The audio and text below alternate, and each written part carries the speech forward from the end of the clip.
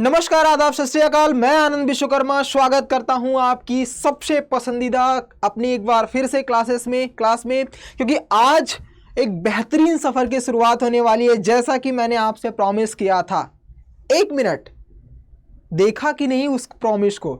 इसके पहले मैंने सिलेबस की वीडियो अपलोड की थी, लाइव क्लासेस में हमने देखा था। सिलेबस में मैंने पूरी डिटेल में प्रॉमिस करवाई थी कि जो सिलेबस में हम जो टॉपिक्स पढ़ने वाले हैं, किस तरीके से हमारा पाथ होगा, क्या क्या चीज़ें पढ़ेंगे और क्या चीज़ें छोड़ देंगे, वो देखा है आपने? अगर नहीं तो सबसे पहले जाइए उस वीडियो को देख करके आइए, क्योंकि उसमें मैं बहुत सारी ऐसी चीज़ें बता चुका हूँ जिसका आज यूज़ करने वाला हूँ। जैसे मैंने आते ही बोला, एक नए सफर पर, एक सफर जिसका नाम हमने दिया था हौसलों का सफर। क्योंकि अगर हमारे अंदर हौसला है, जज्बा है, जुनून है, जिद है, तो डेफिनेटली है हम अपने उस टारगेट को अचीव कर लेंगे। जो हमारा टारगेट क्या रहता है मैथ्स में, 100 आउट ऑफ 100 लाने का।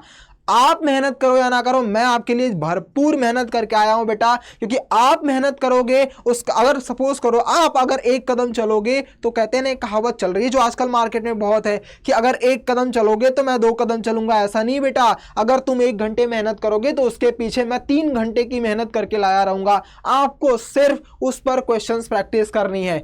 इन्हीं सबके साथ आज की जो क्लासेस होने वाली है, आज का जो हमारा सफ़र स्टार्ट होने वाला है, उस पर बात करते हैं, उस हौसलों की सफ़र पर बात करते हैं। आज का जो टॉपिक होगा, आज का जो चैप्टर होगा, उसको सीखने के बाद आपका एक चैप्टर गारंटी के साथ कंप्लीट हो जाएगा। जैसा मैंने आपसे प्रॉमिस किया था बेटा कि हम अपनी हर चैप्टर्स को 3 से 4 सेक्शंस में डिवाइड करेंगे। यानी क्या करेंगे, 3 से 4 क्लासेस रखेंगे। पहली जो क्लास होगी हमारी, वो पूरा का पूरा कॉन्सेप्ट बेस पर होगी। जैसे पहले चैप्टर की बात करूं, पहला चैप्टर कौन सा है बेटा, कौन सा है? याद करिए, मैंने क्या बताया था? Real numbers. Yes, very good बेटा। तो जो रियल नंबर्स में मैंने आपसे बात किया था कि हम इसको 3 से 4 क्लासेस में अटेंड करेंगे, कंप्लीट करेंगे, धीरे धीरे चलेंगे, कछुए की चाल तरीके से चलेंगे, लेकिन जीत अंत में अपनी ला करके रहेंगे, कमांड बना करके ही रहेंगे। और जरा याद करके बताना बेटा, जरा याद करके बताना कि इस चैप्टर से कितने मार्क्स आते हैं। मैंने सब चीजें बताई थी।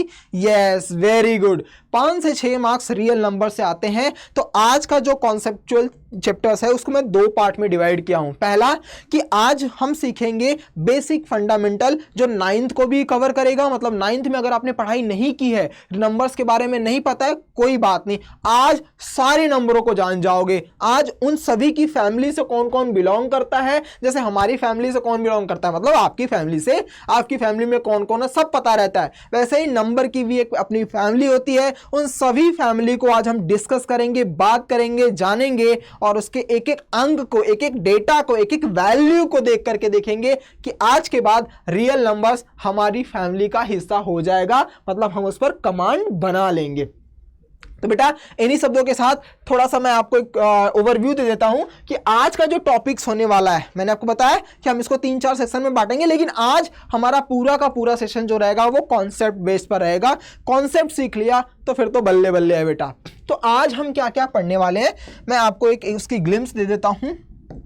देखिए, सबसे पहले मैं अबाउट द नंबर्स, मतलब सही बात है, जैसे आप कभी भी किसी के घर में जाते हो तो सबसे पहले परिचय ही पूछते हो बेटा कि चलो भैया बता दो आपका जो घर है वो उस घर में कौन कौन रहता है और उनका नाम क्या क्या है। वैसे ही अगर हम इस चैप्टर्स के बारे में पढ़ रहे हैं जिसका नाम ही रियल नंबर्स है, तो उसके फैमिली के बारे में तो जानना पड़ेगा। भैया इनके अंदर कौन कौन आता है तो ठीक है, इनकी रेंज कितनी है, क्या पता कल को आकर के हमें डिस्टर्ब करें, इससे अच्छा उनके बारे में नॉलेज तो रखनी पड़ेगी, है ना। तो इसी तरीके से सबसे पहले हम जानेंगे कि कैसे कैसे नंबर्स जो 9th में भी, बचपन में 7th 8th में भी आपने पढ़ा होगा, उन सबको भी एक बार रिवाइज करेंगे पूरी तरीके से। 10th पर उसको कमांड बनाएंगे और फिर 10th में क्या क्या पढ़ना है उस पर बेस्ड नंबरों का खेल देखेंगे। उसके बाद हम थोड़ी सी अपनी सफर को आगे मूव ऑन कराएंगे, आगे चलाएंगे, और हम सीखेंगे फैक्टर्स और मल्टीपल्स के बारे में। फैक्टर्स और मल्टीपल्स आपने 7th 8th में भी पढ़ा होगा, लेकिन थोड़ा सा हम क्लियर करेंगे क्योंकि बहुत सारे बच्चों को इस पर डाउट रहता है कि फैक्टर्स और मल्टीपल्स मतलब क्या है, उसके बारे में डिस्कस करेंगे। नो डाउट डेफिनेशंस तो जानेंगे ही जानेंगे, उस पर बेस्ड क्वेश्चंस भी देखेंगे बेटा, क्योंकि बोर्ड में फैक्टर्स और मल्टीपल्स का ही तो खेल है रियल नंबर्स में, इसी पर बेस्ड मैक्सिमम क्वेश्चंस आते हैं। फर्क क्या है वो आज की क्लास में दिख जाएगा आपको। उसके बाद हम सीखेंगे बेटा तीसरा नंबर, प्राइम फैक्टराइजेशंस। याद आ रहा है कुछ? एचसीएफ एलसीएम निकालते थे आप 7th 8th में, याद आ रहा है? हाँ, कितनी इजी लग रही है क्लासेस, है ना बेटा? फालतू का डरते रहते हो आप लोग। तो इसी बात को तो क्लियर करने के लिए आया हूं मैं आज कि डरना नहीं है, मैथ्स बहुत इजी है। उसके बाद प्राइम फैक्टराइजेशन बेस पर बात करेंगे, फिर रेशनल और इरेशनल नंबर जो 10th में हमें क्या क्या पढ़ना है और इस पर बेस्ड क्या क्या क्वेश्चंस आएंगे, उन सब चीज़ों को देखेंगे। उसके बाद लास्ट में हम कुछ क्वेश्चंस भी करेंगे जो यूनिक भी होगा, डिफरेंट भी होगा और बोर्ड से रिलेटेड भी होगा। तो आज का ओवरव्यू हम अपने आप को दिखा देते हैं कि आज हम क्या क्या सीखने वाले हैं। इन सभी चीज़ों पर अच्छे से एक्सप्लेन करेंगे, सब पर कॉन्सेप्ट बनाएंगे और उस कॉन्सेप्ट को तगड़े तरीके से सीख करके हम अपनी अगली क्लास के लिए रेडी हो जाएंगे। तो just ready with pen and paper, ready होकर के बैठ जाओ बेटा, पानी विनी बोतल वोटल जो लेना है लेकर के बैठ जाओ। अगले 30 मिनट्स का 40 मिनट्स का जब तक की क्लासेस में कॉन्सेप्ट चल रहा है, हिलना मत, कॉन्सेप्ट तगड़ा, उसके बाद क्वेश्चन तो तुम अपने आप कर लोगे, ये मेरी गारंटी है बेटा। कॉन्सेप्ट आज सीख करके जाओ, 30 से 40 मिनट हिलना मत, कॉन्सेप्ट जो सिखाऊंगा उसको सीख लेना, उसके बाद सारे क्वेश्चंस तुम खुद करोगे, ये मैं आप तुम लोगों को गारंटी देता हूं बेटा, देख लेना, फिर तुम खुद ही कहोगे ये सर आपने सही कहा था, कॉन्सेप्ट सीख लिया, सारे क्वेश्चंस आ रहे हैं। तो चलिए उसको स्टार्ट करने से पहले ना, एज यूजुअल पता है आपके आनंद सर कुछ ना कुछ आपके लिए लाइनें लेकर के आते हैं और वो लाइनें मेरी ही लिखी हुई होती हैं। तो उन लाइनों को स्टार्ट करने से पहले थोड़ा सा मोटिवेशन देना ज़रूरी है, क्योंकि मेरे प्यारे प्यारे नन्हे वन्ने बच्चे ये जो दिख रहे हैं सामने, इनको माइंड में बहुत स्ट्रेस रहता है, बहुत टेंशन, ये भी पढ़ना है, वो भी पढ़ना है, ये भी पढ़ना है, वो भी करना है, क्या क्या करूँ, क्या क्या छोड़ूँ। चिल करो बेटा, और चिल करते करते के साथ इस लाइनों को ध्यान से समझना।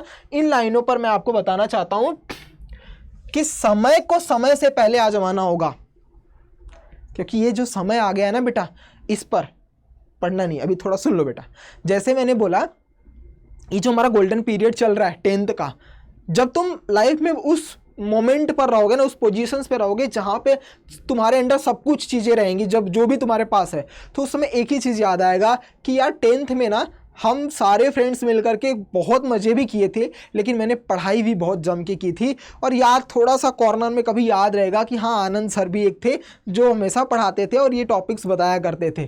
तो बेटा जब 10th की, क्योंकि देखो ना तुम्हें 12th की याद रहने वाली, ना 9th की, ना 8th की, ना 11th की, ना 7th की, जो बेसिक याद रहती है ना चीज़ें, याद बन करके, वो हमारा ये 10th ही रहता है, क्योंकि इसमें सब कुछ है। हम ड्रीम्स भी देखते हैं, हम सपने भी अपने आप बड़े करते हैं, हम अपने आप को भी ग्रो करते हैं, सारी चीज़ें एक साथ एक डायरेक्शंस में बढ़ती हैं। तो इसीलिए ये जो गोल्डन पीरियड का स्टार्ट होने वाला समय है, जो जून स्टार्ट हो चुका है आज, हमारे जो टाइम चल रहा है, इसको प्लीज़ करके हम वेस्ट नहीं करेंगे। इन्हीं के साथ मैंने एक बात आपको समझाता हूँ कि समय को समय से पहले आजमाना होगा, हमें बाद में नहीं पढ़ना है, अभी पढ़ना है। समय को समय से पहले आजमाना होगा, हालातों को मेहनत से, सबके हालात सेम नहीं होते, सबके कंडीशन सेम नहीं होती, उनको मेहनत से, जज्बे के साथ, जुनून के साथ मुकद्दर बनाना होगा, मतलब जिद बनानी होगी कि कर लेंगे, जो होगा देख लेंगे। डर जाएंगे कुछ बच्चे इन ठोकरों को देख करके, आते रहेंगे कुछ कंडीशंस, ऐसी कहानियां, ऐसे ठोकरे, ऐसे प्रॉब्लम्स, सोसाइटी बोलेगी तुमसे नहीं होगा, तुम्हारा रिजल्ट नहीं आएगा, तब तुम कहना। डर जाएंगे कुछ बच्चे इन ठोकरों को देखकर, तुम्हें इन ठोकरों से अपनी महफिल को सजाना होगा। जिन ठोकरों को, जिन तानों को तुम्हें ये जो अपने सोसाइटी वाले बोलेंगे ना, उन्हीं से आंखों में आंखें मिला करके बोलना, ये जो तुम ताने बोल रहे हो ना, ये जो तुम बोल रहे हो ना मुझसे नहीं होगा, इसको दिखाऊंगा मैं। जिस दिन मेरा रिजल्ट आएगा उस दिन तुम्हें बताऊंगा कि मुझसे ही हुआ है और मैं ही कर सकता था, कोई और नहीं कर सकेगा। ठीक है बेटा, तो इस जज्बे के साथ, इस जुनून के साथ चलो आज अपनी क्लास को स्टार्ट करते हैं। सबसे पहले मैं आपको सिखाता हूं नंबर के बारे में। नंबर जो हमने बोला था कि हम नंबर्स के बारे में सीखेंगे रिविजन्स करने के साथ साथ में। सबसे पहले है बेटा हमारा पहला नंबर्स प्राइम। प्राइम नंबर्स क्या होते हैं, कौन बताएगा? जरा एक बार फायर कर दो तो चैट कॉलम में। यस, वेरी गुड, सही बात, सही बात, बहुत अच्छा बच्चों। तो प्राइम नंबर्स क्या होते हैं? प्राइम नंबर्स आपने बचपन से पढ़ते, मतलब जब 5th 6th से आप पढ़ते आ रहे होगे। प्राइम नंबर्स क्या होते हैं? ऐसे नंबर्स जिनके दो फैक्टर्स बनते हैं। अब जैसे मैंने एक वर्ड डाला, दो फैक्टर्स, उसकी बात बाद में करेंगे, हम प्राइम की बात बाद में करेंगे। इसमें एक वर्ड आ गया फैक्टर्स। फैक्टर्स क्या होते हैं भैया? फैक्टर्स क्या होते हैं? फैक्टर्स का मतलब ऐसे नंबर्स, ऐसे टर्म्स जिसकी हेल्प से उन टोटल का जो भी नंबर, जैसे मैंने लिखा 8, तो 8 का फैक्टर्स क्या क्या हो जाएगा बेटा, 1 होता है, ये 2 से भी डिविजिबल है, ये 4 से भी डिविजिबल है, ये 8 से भी डिविजिबल है। यानी ऐसे नंबर्स जिनके फैक्टर से वो नंबर इटसेल्फ में खुद में ही डिविजिबल हो जाए उन्हें ही हम बोलते हैं फैक्टर्स। तो 8 के कितने फैक्टर्स हो गए बेटा, 1, 2, 4 एंड 8, टोटल 4 फैक्टर्स हो जाएंगे किसने, किसके, उस 8 के। तो ऐसे फैक्टर्स का मतलब होता है खुद की, यानी जो भी उस नंबर्स को डिवाइड कर दे, यानी जैसे मैंने 10 बोला तो 10 के फैक्टर्स क्या हो जाएंगे, 1 हो सकता है, 2 हो सकता है, 5 हो सकता है। मैंने 9 के बोला तो 9 के क्या हो सकते हैं बेटा, 1 हो सकता है, 3 हो सकता है, 9 हो सकता है।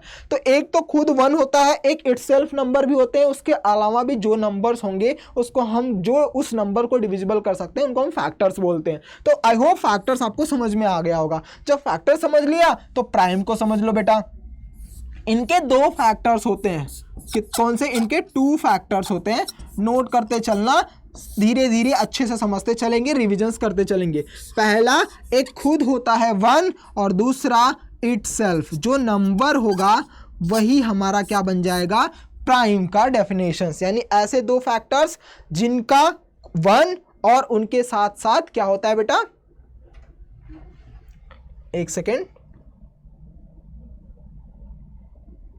किधर गया, हाँ डन, 1 और इटसेल्फ, इन दोनों को, यानी जैसे मैंने लिखा 5, इनके फैक्टर्स क्या हो जाएंगे बेटा, 1 और 5। तो जैसे ही एक 1 के अलावा इटसेल्फ नंबर आता है, मतलब जो नंबर के बारे में पूछ रहे हैं वही नंबर आ रहा है, दैट मीन्स हम बोल सकते हैं 5 हमारा क्या है बेटा, 5 हमारा क्या है, प्राइम नंबर्स है। Is that clear? उसके बाद को प्राइम नंबर्स क्या होते हैं।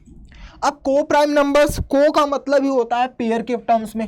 अब जैसे ही ये वर्ड आया तो समझ जाना कि अब हमारे पास पेयर के फॉर्म में आएंगे। अब पेयर का मतलब जैसे मैंने लिखा कोई नंबर 4 और 5, और ये 4 और 5 क्या होते हैं बेटा, 4 का जब हम फैक्टर्स बनाएंगे तो इसका बनेगा फैक्टर 1, 2 और 4, और 5 का फैक्टर बनाएंगे तो 1 और 5। इन दोनों का फैक्टर्स हमने बना दिया है, 1, 2, 4 और 1, 5। लेकिन जब हम इनका कॉमन फैक्टर ढूंढेंगे, कॉमन क्या है बेटा, केवल और केवल 1 कॉमन दिख रहा है, दैट मीन्स जब भी किन्हीं 2 नंबरों का कॉमन फैक्टर, ऑलवेज रिमेंबर बेटा हम बात करेंगे कॉमन फैक्टर्स की, तो जब भी कोई 2 नंबर्स के बीच का कॉमन फैक्टर केवल और केवल 1 होगा, तो ऐसे नंबरों को हम क्या बोलेंगे बेटा, को प्राइम नंबर्स बोलेंगे। समझ में आ गया कि नहीं? को प्राइम नंबर्स क्या होता है बेटा, ऐसे 2 नंबर्स जिनके बीच का कॉमन फैक्टर 1 एंड ओनली क्या होना चाहिए, 1 होना चाहिए, उसे ही हम बोलेंगे को प्राइम नंबर। आई होप आपको अच्छे से ये चीज़ें समझ में आ रही होंगी, और नहीं आ रही होंगी तो पूछना बेटा जरूर, ये क्वेश्चंस पूछना, क्योंकि जब तक आप कॉन्सेप्ट को अच्छे से पढ़ोगे नहीं आपको चीज़ें समझ में नहीं आने वाली।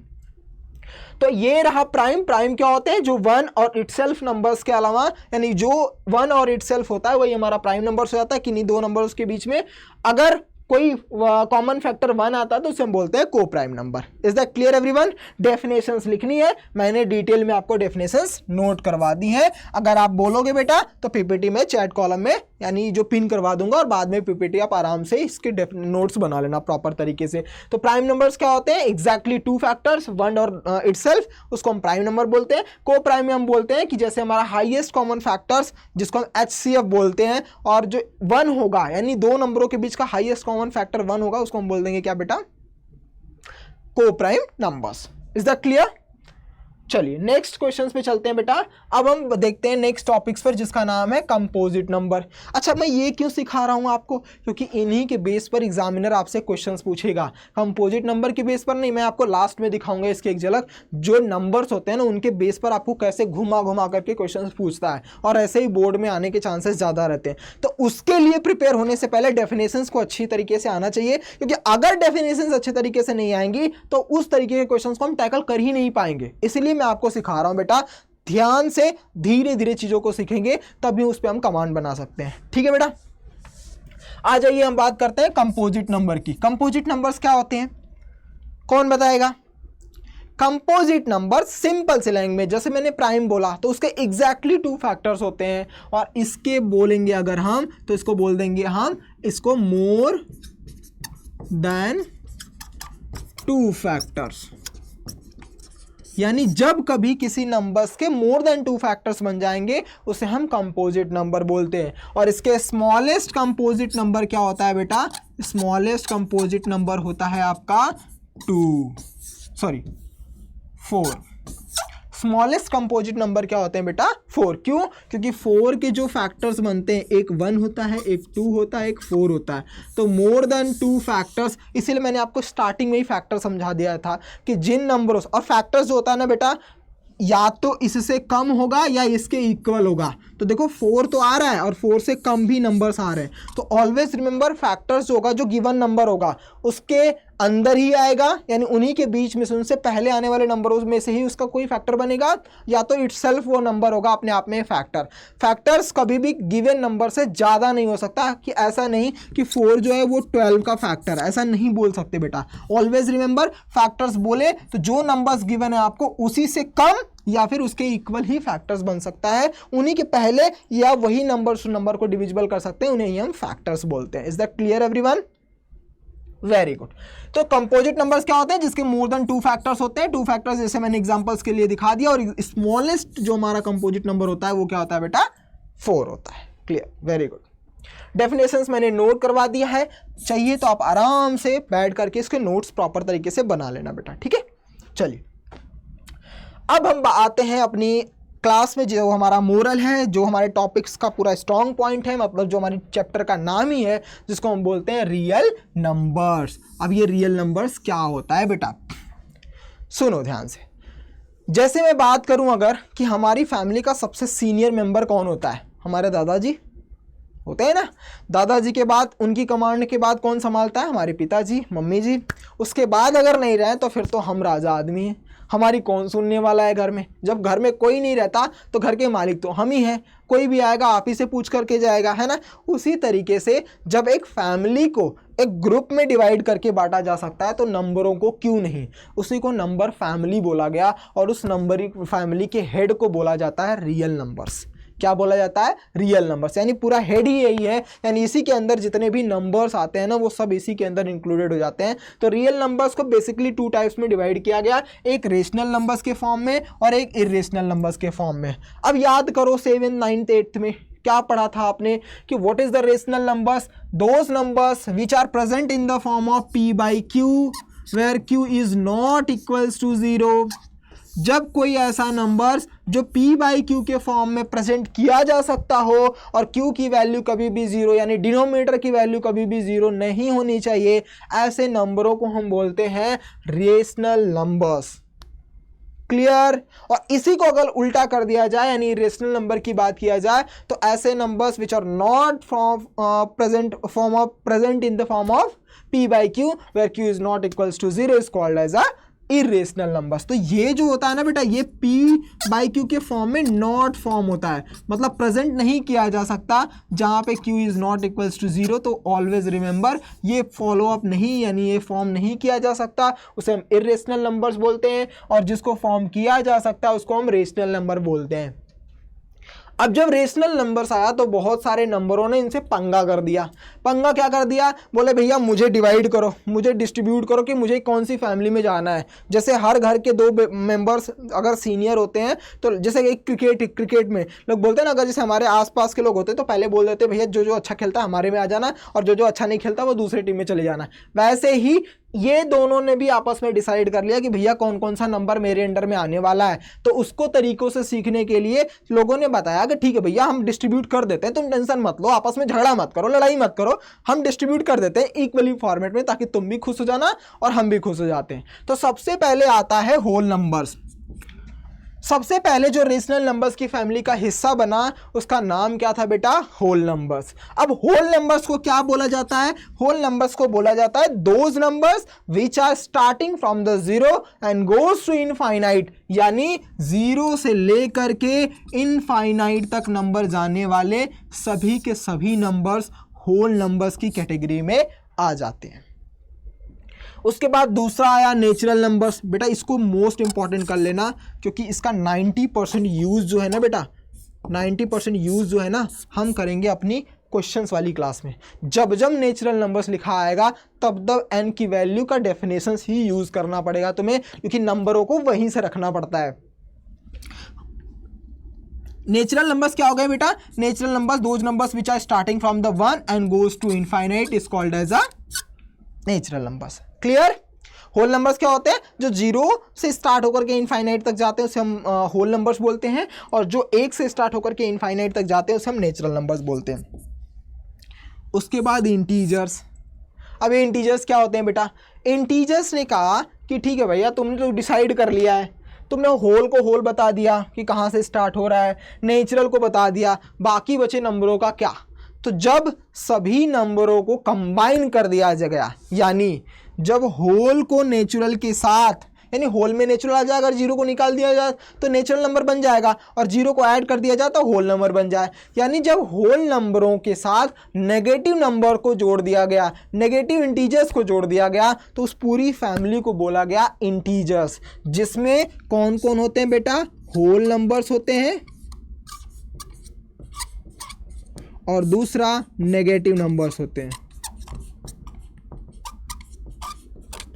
मतलब इनको हम बोल सकते हैं माइनस इनफाइनाइट से लेकर के 0 फिर प्लस इनफाइनाइट तक।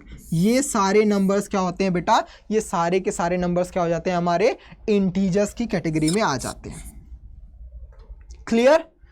इंटीजर समझ में आ गया? ये रहा बेसिक टर्म्स जो आपने बचपन से पढ़ते आया हो, जो 9th 7th 8th तक आपने रिविजन्स किया था।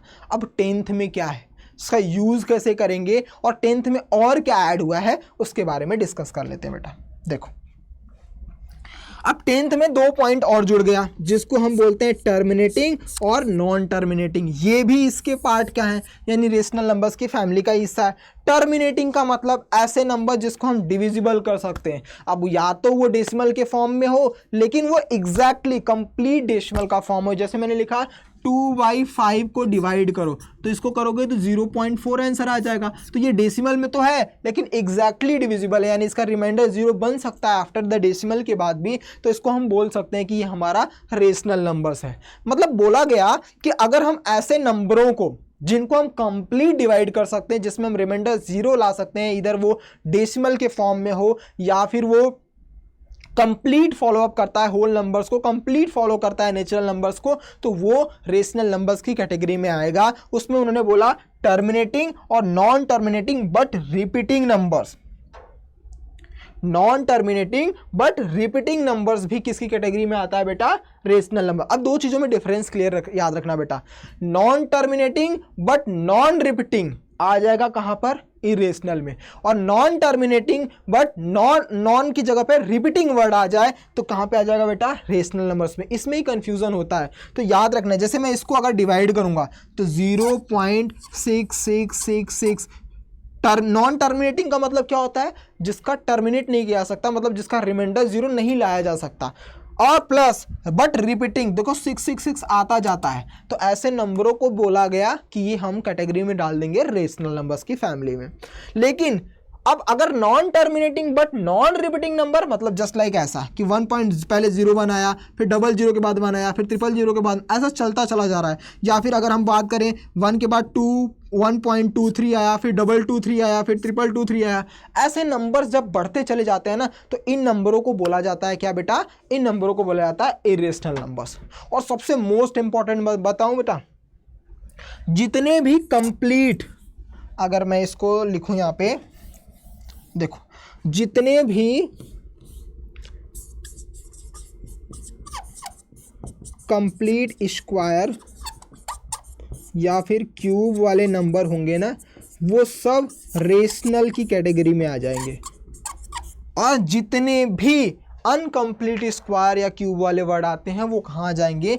इरेशनल नंबर में। जैसे मैं अगर आपसे √16 बोलूँ तो ये कंप्लीट है बेटा हमारा 4, तो ये कहाँ जाएगा? रियल नंबर में।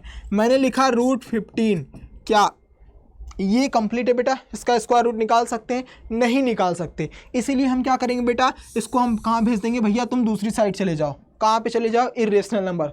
मतलब जिसके बारे में मुझे पता होगा उसको तो मैं अपनी टीम में रख लूँगा, और जिसके बारे में मुझे नहीं पता, भैया तुम्हारे बारे में मुझे नहीं पता, एक काम करो तुम चले जाओ दूसरी कैटेगरी में। वो बेचारा चुपचाप उठ करके कहाँ चला जाता है, इरेशनल नंबर्स में। तो रेशनल में सारे कंप्लीट स्क्वायर और क्यूब आते हैं, इनकम्प्लीट स्क्वायर जो रहेंगे।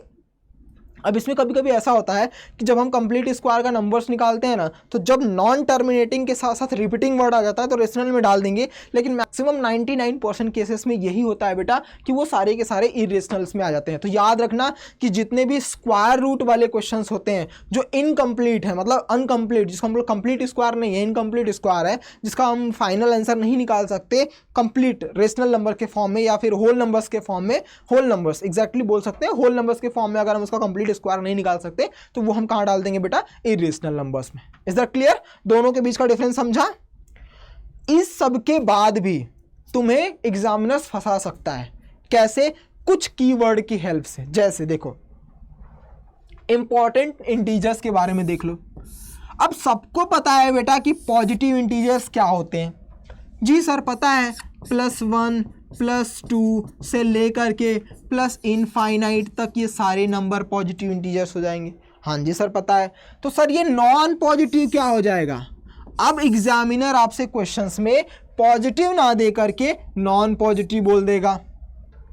अब नॉन पॉजिटिव का मतलब क्या है बेटा? अब देखो इंटीजर्स की फैमिली में जाओ, वहाँ पे अगर हम सिंपल सा 0 को हटा दें या फिर हम यहाँ से पॉजिटिव की वैल्यू को हटा दें तो बचा क्या हमारे पास? नेगेटिव और जीरोस। एक पल के लिए पॉजिटिव और नेगेटिव को मर्ज कर देते हैं विदाउट जीरो के। अगर मैं पॉजिटिव को हटा देता हूं तो बचता क्या है? नेगेटिव। तो जब नॉन पॉजिटिव पूछे तो इसका मतलब वो पूछ रहा है किसके बारे में बेटा? नेगेटिव इंटीजर्स के बारे में।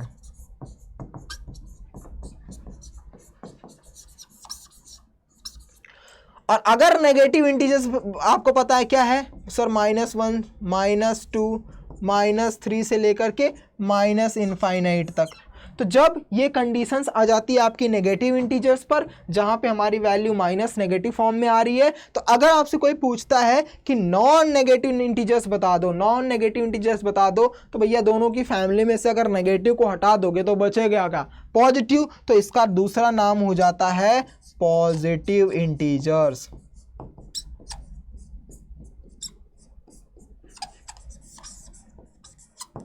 जैसे अगर मैं आपसे बात करूं बेटा कि हर बच्चे का 2-2 3-3 नाम होता है। जैसे मेरा ही नाम घर का कुछ और है, स्कूल का नाम कुछ और होता है, मतलब एज यूजुअल लोग जानते हैं, वैसे आपका भी होता है। उसी तरीके से एग्जामिनर भी हर दूसरे नाम के तरीक़ों से पूछता है क्वेश्चंस में। हो सकता है आपको कि क्वेश्चंस में नॉन नेगेटिव के बारे में पूछ रहा हो और आप क्वेश्चंस में नॉन नेगेटिव समझ करके पॉजिटिव यानी नेगेटिव की वैल्यू को रखते चले जा रहे हो। याद रखना, नॉन नेगेटिव का दूसरा नाम पॉजिटिव है और पॉजिटिव का दूसरा नाम नॉन नेगेटिव है। वैसे ही नॉन पॉजिटिव का दूसरा नाम नेगेटिव है और नेगेटिव का दूसरा नाम क्या है? नॉन पॉजिटिव है। बहुत मोस्ट इंपॉर्टेंट कॉन्सेप्ट है बेटा, जिसको नोट कर लेना। मैं साइड में हट जाता हूं, इसको नोट कर लो बच्चों, ये बहुत इंपॉर्टेंट है। आपको हमेशा जो गलतियां छोटी छोटी कर देते हो ना, उनसे ये गलतियां आपको बचाएगा। तो इस पे कमांड बना लो, इन वर्ड पर ध्यान रख लो, तुम्हें बहुत हेल्प हो जाएंगी। ठीक है बेटा, समझ में आ गया? डन? Okay good. चलिए आगे चलते हैं। तो सबसे पहले भैया जब हम स्टार्ट करते हैं अपनी क्लासेस का दूसरा हिस्सा, जो हमने फैमिली नंबर्स के बारे में जाना, तो ये जो नंबर्स थे, इन नंबर्स की भी प्रॉपर्टीज़ होती हैं, कुछ थियोरम्स होते हैं। उन थियोरम्स को रियल नंबर में सबसे पहले देने वाले जो थे वो थे हमारे जो सर जी हैं, क्या नाम इनका? Karl Frederick Gauss. ये इन्हीं की देन है, इन सर जी की ही देन है कि आज हम रियल नंबर्स में कुछ थियोरम्स पढ़ेंगे जिसकी वजह से बहुत सारे न्यूमेरिकल्स बहुत इजीली सॉल्व हो जाते हैं। तो इन्हीं को हम साष्टांग दंडवत प्रणाम करना चाहते हैं कि इनकी हेल्प से हम लोगों को ऐसे कॉन्सेप्ट सीखने को मिलता है जिसके थ्रू से हम बहुत सारी ऐसी चीज़ें जो हमारी मशीनें, जो यूनिवर्स में बहुत जगहों पे इसका यूज़ होता है। तो बेसिकली इन्हीं की देन है कि हम कुछ थियोरम्स पढ़ेंगे जो मैं भी आपको समझाऊंगा, उसके बेस पर आपका रियल नंबर्स पूरा कमांड बनता है। कैसे दिखती है बेटा?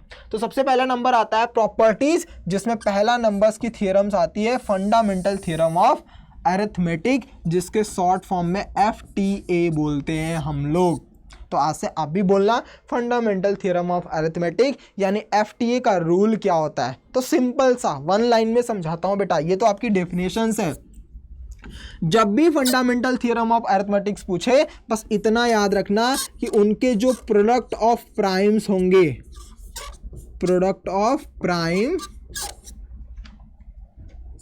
यही आपका FTA बनता है। अब सर ये प्राइम क्या होता है? प्राइम नंबर्स याद करो। अभी मैं आपको प्राइम फैक्टराइजेशन समझाऊंगा कि हम कैसे LCM SCF निकालते थे। ये बचपन में आपने पढ़ा था, मतलब 7th 8th में LCM SCF निकालना सीखा था, 9th में भी आपने सीखा होगा।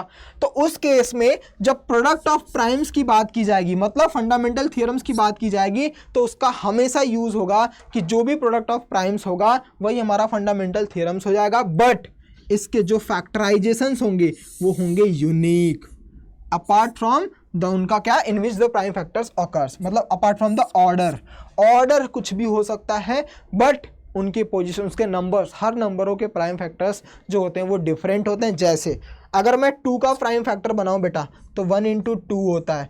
4 का फैक्टर बनाऊं तो 1 × 2, 1 से लिख नहीं सकते तो इस तरीके से हम लिख सकते हैं 2 के पावर 1 और 2, इसको लिख सकते हैं 2 × 2 मतलब 2 के पावर 2। अगर मैं 8 का लिखूंगा बेटा तो 2 × 2 × 2 मतलब इसको लिख सकता हूँ 2 के पावर क्यूब। तो देखोगे सबके जो प्राइम फैक्टराइजेशंस हैं यानी प्रोडक्ट ऑफ प्राइम्स हैं वो सबके हैं, बट सबका अपना अपना क्या है, यूनिक है बेटा, किसी का सेम नहीं होता। तो प्राइम फैक्टराइजेशंस इसके जितने भी होते हैं, जितने भी प्राइम्स होते हैं, उनका जो अगर प्रोडक्ट कर दिया जाए तो वो फंडामेंटल थ्योरम ऑफ अरिथमेटिक्स ही बन जाता है। बट इनके जो इसमें एक आगे का लाइन सी बहुत इंपॉर्टेंट है कि हर फैक्टराइजेशंस अपने आप में यूनिक होता है। तो ये बेसिक डेफिनेशन है कि every composite numbers can be expressed. अच्छा, इन्होंने कंपोजिट नंबर क्यों बोला है, अब आपको समझ में आ गया होगा कंपोजिट नंबर होता क्या है। तो हर वर्ड पर ध्यान रखना बेटा, जो भी चीजें मैंने आपको सिखाई as a product of primes and this factorization is unique apart from the order in which the prime factors occurs. ठीक है बेटा, समझा what is the prime factorization से what is the fundamental theorem of arithmetics. Simple सा समझेंगे क्या होता है बेटा प्रोडक्ट ऑफ प्राइम्स, जिसके फैक्टराइजेशंस क्या होते हैं बेटा, फैक्टराइजेशंस वो यूनिक होते हैं। चलिए अब आ जाओ प्राइम फैक्टराइजेशन सीख लेते हैं बेटा, होता क्या है, कुछ क्वेश्चंस कर लेते हैं।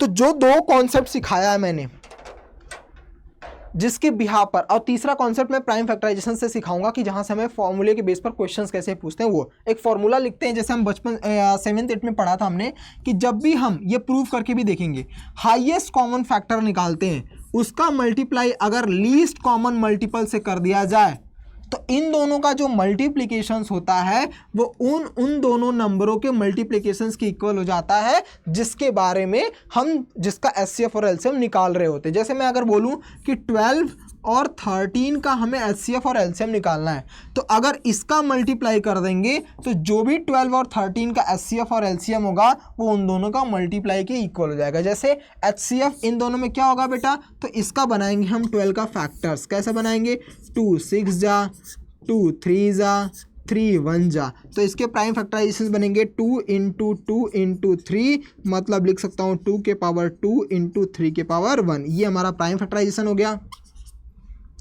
और 13 का अगर हम लिखेंगे बेटा तो 13 का 1 से करेंगे तो 13 से 1 जा, यानी ये हो जाएगा मेरा बेटा कि 1 × 13, यानी लिख सकता हूँ 1 के पावर 1 × 13 के पावर 1। चाहिए तो इधर भी लिख सकते हो आप 1 के पावर 1। तो देखोगे बेटा यहाँ पर भी बस एक कॉमन ये है, एक कॉमन ये है, दोनों में सिर्फ 1 कॉमन है, तो इसीलिए इसका हाईएस्ट कॉमन फैक्टर मतलब HCF हो जाएगा 1 के पावर 1 × LCM। बचे हुए सारे नंबर कौन कौन, 2 के पावर 2, यहाँ से बचा हुआ, यहाँ से 3 के पावर 1 और यहाँ से बचा हुआ 13 के पावर 1। मतलब इन सब में highest common, least common multiple, मतलब जो जो बच गया है वो सभी। जैसे मैं बात करूं, अगर इन दोनों को कंपेयर करूं बेटा, जैसे मैं अगर 13 को लिखता हूं, इसका फैक्टराइजेशन क्या था, 13 को हमने लिखा 1 के पावर 1 × 13 के पावर 1, और फिर उसके बाद हमने लिखा है 12 था ना बेटा, हाँ क्या लिखा, 1 के पावर 1 × 2 के पावर 2 × 3 के पावर 1। अगर मैं इसको 13 देना चाहूँ तो मैं इसको लिख सकता हूँ 13 के पावर 0, लिख सकता हूँ ना बेटा।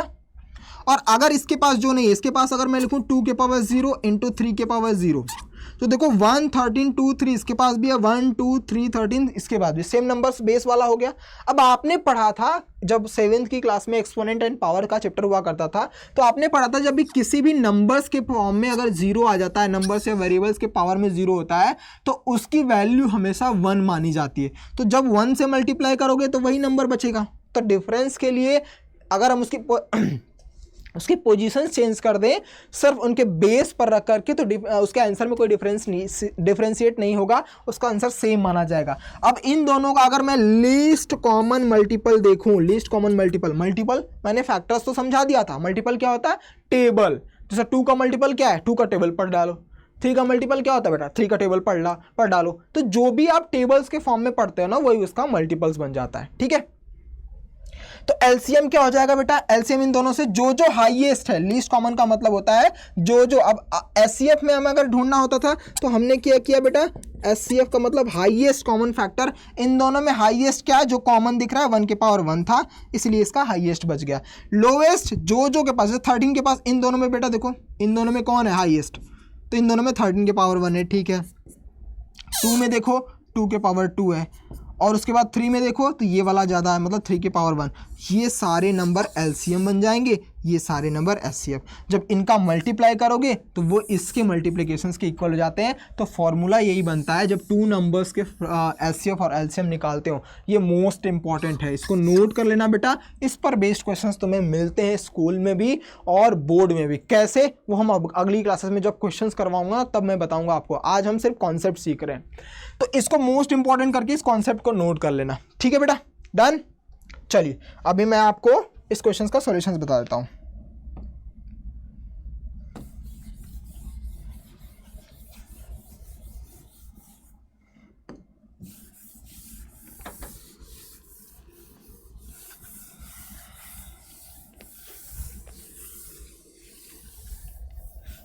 देखिए क्या है, 6 का अगर हम फैक्टर्स निकालते हैं तो क्या हो जाएगा बेटा? 2 इंटू 3, मतलब मैं लिख सकता हूँ 2 के पावर 1 इंटू 3 के पावर 1। 20 का अगर फैक्टर्स बनाया जाए तो क्या हो जाएगा बेटा? 20 का हो जाएगा 2 2 ज़ा 4 5 ज़ा 20, मतलब ये हो जाएगा 2 के पावर 2 इंटू 5 के पावर 1। तो जरा बताना फटाफट एचसीएफ क्या हो जाएगा बेटा? अगर मैं एचसीएफ निकालूं तो एचसीएफ में इन दोनों में सबसे लोवेस्ट देखो, इन दोनों में कॉमन कौन है? 2, तो 2 में लोवेस्ट कौन है बेटा? 2 के पावर 1, यानी हमारा 2 जो हो जाएगा वो क्या हो जाएगा बेटा? एचसीएफ। और मैं अगर आपको लीस्ट कॉमन मल्टीपल पूछूं तो लीस्ट कॉमन मल्टीपल क्या हो जाएंगे? देखो अब इन दोनों में कौन हाईएस्ट है? अब हाईएस्ट वाले को लेना है, हाईएस्ट पावर को लेना है। तो हाईएस्ट पावर को लेंगे तो 2 के पावर 2 इंटू, इन दोनों में 3 है ही नहीं, तो चलो इसको 5 के पावर 0 दे दो, इधर 3 के पावर 0 दे दो। तो 3 के पावर 0 1 में 3 के पावर 1 आ जाएगा, 5 के पावर 0 1 में ये आ जाएंगे, यानी 4 इंटू 3 इंटू 5, यानी 60 आपका क्या आ जाएगा? एलसीएम। और एचसीएफ क्या आ जाएगा? 2। इस तरीके से हम प्राइम फैक्टराइजेशंस बनाते हैं। क्लियर बेटा, समझा? चलिए नेक्स्ट क्वेश्चन की तरफ चलते हैं बेटा। These are the most important questions। इस पर कॉन्सेप्ट कुछ सीखेंगे हम। क्वेश्चंस एक बार पढ़िए फिर हम कॉन्सेप्ट सीखेंगे बेटा।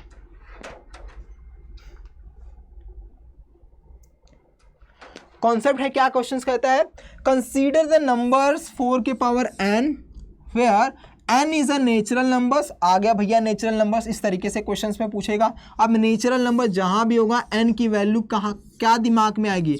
1 से स्टार्ट होकर के इनफाइनाइट तक रखना है, बस यही याद रखना है हमें। अगर ये याद रख लिया तो नंबरों को फिट करते चले जाएंगे। Check whether there is any value of n for which 4 के power n ends with digit 0। बस इसी का खेल है बेटा, इसी पर कमांड बनाना है।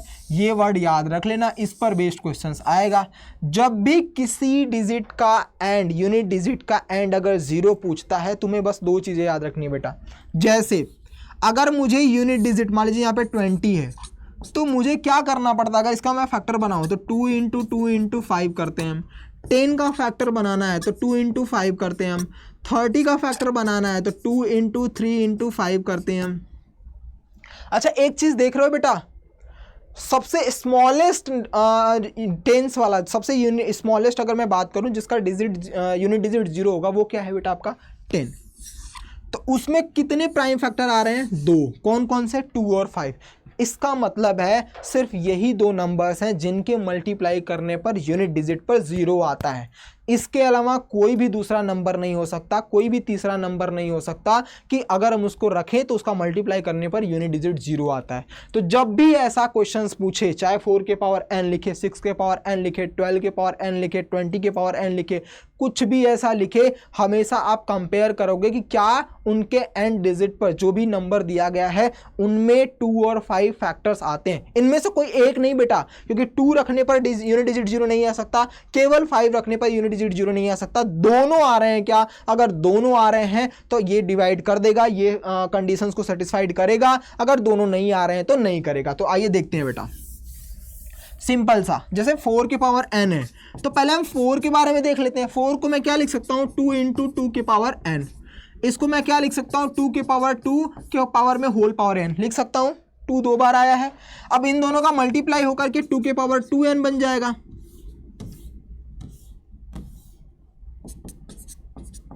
अब 2 के पावर 2n होते हुए 2 तो हमें यूनिट डिजिट मिल गया, बट 5 तो मिला ही नहीं। अब जब 5 मिला ही नहीं है तो हम सेटिस्फाइड कर ही नहीं सकते, तो ये डिजिट इसका कभी 0 हो ही नहीं सकता। बट लिखना कैसे? ये इतना बड़ा क्वेश्चन तुम्हें 3 नंबर्स के लिए एग्जाम में पूछेगा, 2 से 3 नंबर के लिए, तो तुम्हें डायरेक्टली इस तरीके से तो एक्सप्लेनेशंस मैंने समझाया।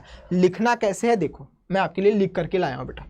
ऐसे लिखना, अपनी सेंटेंस में लिखो। मैंने क्या बोला कि किसी भी यूनिट डिजिट का अगर 0 लाना है तो हमें 2 और 5 के मल्टीपल्स में लाने पड़ेंगे। अगर 2 और 5 के फैक्टर्स में मिलते हैं, सॉरी मल्टीपल्स नहीं फैक्टर्स,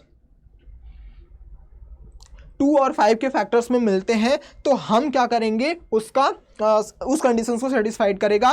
क्योंकि इस क्वेश्चंस में 4 आ रहा है जिसका फैक्टराइज करने पर 2 और 5 हमें फैक्टर्स नहीं मिल रहे हैं, प्राइम फैक्टर्स, तो 2 और 5 दोनों नहीं मिल रहे हैं। दैट इज वाई हम इस कंक्लूजन पे नहीं जा सकते कोई भी नेचुरल नंबर्स इसको सेटिस्फाइड कर लेगा। बस इतना पूरा लिखना है हमें। इफ द नंबर्स 4 के power n for any n were to end with digit 0, हमें then it would be divisible by 5।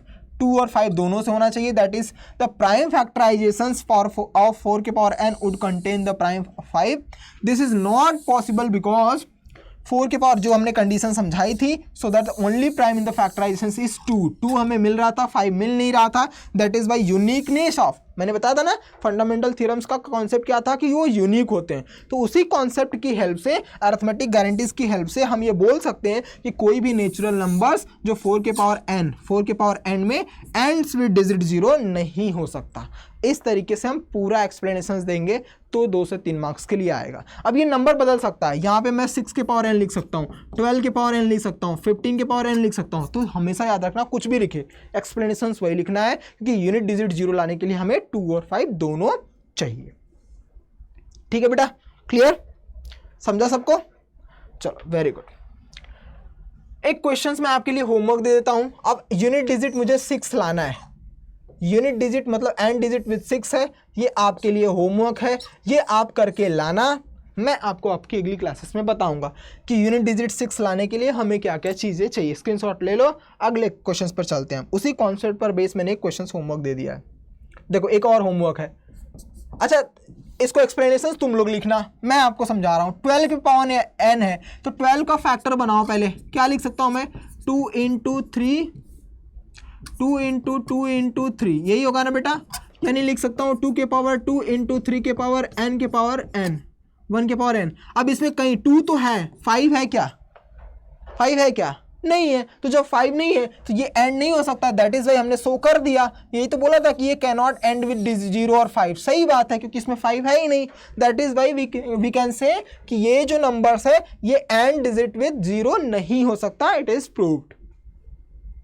Clear? Explanations कैसे लिखना है मैंने आपको डेफिनेशन समझा दी है, उसी में आप अपनी लैंग्वेज में लिख सकते हो। क्लियर बच्चों? समझ में आया? इंपॉर्टेंट क्वेश्चंस है, कॉन्सेप्ट पर खेलोगे सब चीजें इजी हो जाएंगी, वरना लेके बैठे ही रह जाओगे बेटा। बस मैंने क्या किया, उसके फैक्टर्स बनाए, फैक्टर्स देखा कि इनमें कहीं 5 दिख ही नहीं रहा था। कभी कभी ऐसा होगा 2 नहीं होगा 5 हो जाएगा, तो भी मत बोलना सर 5 तो आ गया है, तो 2 होना चाहिए, क्योंकि 2 और 5 के मल्टीपल से यूनिट डिजिट 0 बनता है। क्लियर? अब बोलोगे सर 4 और 5 क्यों नहीं हो सकता? बेटा 4 का फैक्टर्स ही 2 और 2 होता है ना, इसीलिए सबसे स्मॉलेस्ट की बात करते हैं, 2 और 5 की। क्लियर? डन? Very good. आ जाइए सबसे एज यूजुअल मैंने आपको बताया था कि हम अपनी हर क्लासेस में कुछ ऐसे एक इंपॉर्टेंट कॉन्सेप्चुअल बेस्ड क्वेश्चंस लेकर के आएंगे जो आपको रिविजन्स भी करवाएगा, पूरे चैप्टर्स का मोरल वैल्यू भी निकालेगा, जो आपने सीखा आज पूरी क्लासेस में उसका इम्पैक्ट भी डालेगा। तो आइए पढ़ते हैं मोस्ट इंपॉर्टेंट क्वेश्चंस। ये 1 मार्क्स के लिए आता है, 1 से 2 मार्क्स के लिए। इस तरीके से आपके एग्जामिनर्स बोर्ड में आपको क्वेश्चंस दे सकते हैं। है कुछ नहीं, देखने में बहुत ईजी है। देखो बस जैसे बोलते हैं ना कि हमारा कोई भी काम करने के लिए डिसीजंस मेकिंग और ध्यान कहीं और होना चाहिए। मान लीजिए हमें कोई काम करना है, जैसे हमने एग्जांपल दिया था कि अगर मुझे पार्क से, घर से पार्क की तरफ जाना है और मैंने राइट ले लिया, मुझे जाना था लेफ्ट, तो मैं तो कभी पार्क पहुंच ही नहीं पाऊंगा। उसी तरीके से क्वेश्चंस का भी हिंट देते हैं कि भैया तुम्हें यहीं देख करके बच्चा डर के भाग जाएगा कि सर ये क्या है आप, लेकिन यहाँ ना फोकस करके यहाँ पे फोकस करना था हमें। तो जब भी ऐसा क्वेश्चन आएगा आपको फोकस यहाँ करना है, यहाँ फोकस कर लोगे क्वेश्चन अपने आप में निपट जाएंगे। कैसे, देखो क्या लिखा है, n is any positive odd integers. पहली बात कि पॉजिटिव बोला है मतलब प्लस में ही आएंगे, तो माइनस और 0 तो गया। ऑड बोला है तो ऑड कौन कौन से होते हैं बेटा, 1 होता है, 3 होता है, 5 होता है, ओके 7 होता है, डैश ऐसे कुछ इनफाइनाइट, यही तो होता है प्राइम ऑड। ठीक है, लेट मी चेक, एक बार क्वेश्चंस देखने दो बेटा कि प्राइम ऑड तो नहीं बोला है, नहीं प्राइम नहीं बोला। ठीक है, डन डन डन डन, सही सही क्वेश्चन सही। तो 1 3 5 7 इस तरीके से क्वेश्चंस है। ठीक है, अब देखो बेटा, एक तो पॉजिटिव था, एक ऑड इंटीजर्स था, हमने रख दिया सारे नंबरों को। अब आपने बेसिक्स जो एक्सपोनेंट एंड पावर 7th में पढ़ा था, क्या पढ़ा था कि अगर किसी माइनस के पावर में क्या होता है बेटा, ध्यान से देखो, बहुत इंपॉर्टेंट कॉन्सेप्ट है। माइनस के पावर में अगर कभी इवन नंबर आ जाता है, माइनस नंबर के पावर में कोई अगर इवन नंबर आता है तो उसका आंसर हमेशा प्लस में आएगा, ये हमने पढ़ा था। अगर माइनस के पावर में ऑड आते हैं तो उसका आंसर हमेशा माइनस में आता है। ये 2 कॉन्सेप्ट अगर नहीं पढ़ा था तो इसको नोट कर लेना बेटा, क्योंकि ये मोस्ट इंपॉर्टेंट कॉन्सेप्ट है, इसी के बेस पर ये क्वेश्चंस निकल जाएंगे। अब एन भाई साहब ने बोल दिया कि मैं तो हूँ 1 3 5 7, इसके अलावा कोई दूसरा नंबर मैं हूँ ही नहीं, तो रख लो भैया, तुम कोई भी नंबर ले लो। तो जब भी ऐसा कोई क्वेश्चन आता ना, छोटी से छोटी वैल्यू लिया करो, सारे वैल्यू सेटिस्फाइड कर देंगे, ये गारंटी है, लेकिन छोटी वैल्यू लोगे तो कम समय लगेगा आपको। लेट सपोज हम 1 ले लेते हैं। अब माइनस के पावर 1 के पावर n की वैल्यू अगर यहाँ पे 1 रख लिया तो यहाँ पे क्या हो जाएगी बेटा, -1 की पावर में 2, यहाँ पे क्या हो जाएगी -1 के पावर में 2 1 जा 2 + 1 3 प्लस -1 के पावर में क्या हो जाएगा 4 1 जा 4 + 2 6। लगाओ फॉर्मूला। अब 1 के पावर में तुम 1000 रखो या 1 के पावर में 1 लाख रखो, वैल्यू तो 1 ही आएगी। तो इसकी वैल्यू माइनस के पावर में ऑड नंबर है तो इसका आंसर -1 आ जाएगा। माइनस के पावर में इवन नंबर है तो इसका आंसर +1 में आ जाएगा। माइनस के पावर में ऑड नंबर है तो इसका आंसर -1 में आ जाएगा, और इसका माइनस के पावर में इवन नंबर है तो इसका आंसर +1 में आ जाएगा। सब कट पीट करके आंसर आएगा आपका 0। देखा कितना इजी और कितना कॉन्सेप्चुअल क्वेश्चंस थे बेटा। इस पर फोकस करते तो कभी सॉल्व ही नहीं होता। फोकस कहाँ करना था, इन पर। ये चीज़ें समझ गई तो क्वेश्चंस अपने आप में उड़ गए। इस तरीके से हम डेली नए नए कॉन्सेप्चुअल कॉन्सेप्ट लेकर के आएंगे। जो कॉन्सेप्ट मैंने आपको पढ़ाया उसका एक बार रिविजन्स करना और देखना कि ये आपके लिए कितना फ्रूटफुल सेशन होने वाला है बेटा। ठीक है, ऐसे बहुत इंपॉर्टेंट क्वेश्चंस मैं करवाऊंगा, क्योंकि मैंने 3-4 क्लासेस का प्रॉमिस किया है। एक क्लासेस में कॉन्सेप्ट सीखेंगे, दूसरी क्लासेस में एनसीईआरटी खत्म करेंगे। एनसीईआरटी भी पीछे नहीं छोड़ूंगा मैं आपका, उसमें हर एक्सरसाइज के हर क्वेश्चन का सॉल्यूशन करवाऊंगा। उन बच्चों के लिए भी जो बच्चों को एक क्वेश्चन भी नहीं सॉल्व होता उनके लिए। और उसके बाद फिर तीसरी क्लासेस जो होगी इस तरीके से कॉन्सेप्चुअल और स्ट्रॉन्ग बेस पर जो बोर्ड में आते हैं, एग्जैक्टली स्कूल वाले पूछते हैं, उस पर बेस्ड क्वेश्चन करवाऊंगा। तो आज का काम यही रहेगा बेटा आपका कि आपको अगली क्लासेस में आने से पहले इन सब का रिविजन्स करना है। ठीक है, तो आज हमने कंक्लूजन, कॉन्सेप्ट, प्रॉपर्टीज, एग्जांपल और क्वेश्चंस प्रैक्टिस कर ली है। सो अगली क्लासेस में बने रहने के लिए पहले प्लीज़ फॉलो अप कर लेना, क्योंकि ऐसे क्वेश्चंस छूट ना जाएं। इसलिए इस चैनल पे अगर आप नए हो तो इस यूट्यूब चैनल को लाइक, शेयर और सब्सक्राइब जरूर कर लेना, सो दैट इसका नोटिफिकेशन भी ऑन कर लेना, ताकि अगली क्लासेस का लिंक आपको मिल सके, नोटिफिकेशंस मिल सके और आप उस क्लासेस में प्रेजेंट रहो, क्योंकि अगली क्लासेस इससे भी इंटरेस्टिंग और इससे भी इंपॉर्टेंट होने वाली है, क्योंकि वहाँ पर हम एनसीईआरटी के क्वेश्चंस करेंगे और उसके बाद टाइम बचा तो हम एक्स्ट्रा लेवल क्वेश्चंस पर भी जाएंगे। तो बताना बेटा कि आज की क्लासेस आपको कैसी लगी। इसी तरीके से नए नए कॉन्सेप्ट पर सीखने के लिए, कॉन्सेप्ट को स्ट्रांग बनाने के लिए जुड़ते रहिए हमारे साथ। अगर आज आपने पहली क्लास ली है तो आपको बस 3-4 दिन क्लासेस लगातार जुड़ना होगा, आपको पता चल जाएगा कि कितना ज़बरदस्त कंटेंट और कितनी ज़्यादा मेहनत आपको करनी ही नहीं है। जो काम मैं आपको बोलूँगा बस उसका रिविजन्स करके आओ, उस कॉन्सेप्ट को पढ़ करके आओ, उस पर बेस क्वेश्चंस लगा करके आओ, डेफिनेटली आपके लिए वर्क करेगा। सो मिलते हैं नेक्स्ट क्लास में। Bye, take care, God bless you, all the best, have a nice day. पढ़ते रहिए और अपने माता पिता का नाम रोशन करते रहिए। All the best, bye bye, take care, God bless you.